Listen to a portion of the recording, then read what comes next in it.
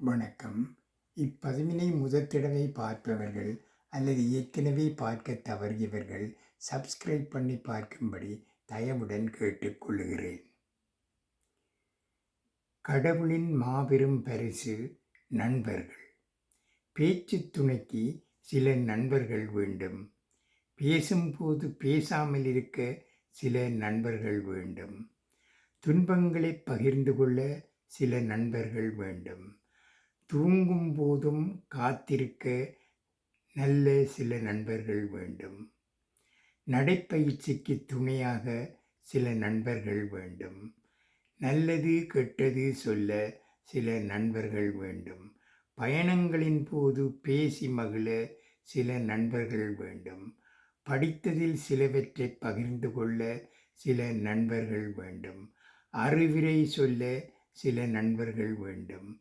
அன்பே உருவான சில நண்பர்கள் வேண்டும்.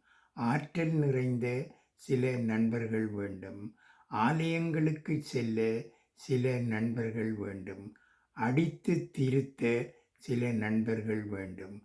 அணைத்து கொள்ள சில நண்பர்கள் வேண்டும். குடும்ப உறவாக சில நண்பர்கள் வேண்டும். குதூகலமாயிருக்க சில நண்பர்கள் வேண்டும். கொடுப்பதற்கு சில நண்பர்கள் வேண்டும். கேட்பதற்கு சில நண்பர்கள் வேண்டும்.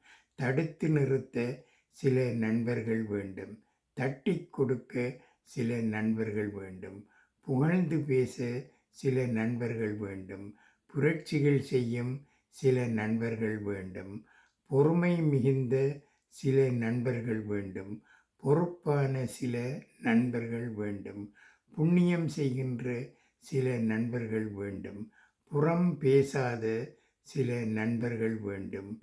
படைத்தலைவன் போல் சில நண்பர்கள் வேண்டும். படித்ததை சொல்ல சில நண்பர்கள் வேண்டும். பாசத்தை கொட்ட சில நண்பர்கள் வேண்டும். பக்குவமாய் எடுத்துச் சொல்ல சில நண்பர்கள் வேண்டும்.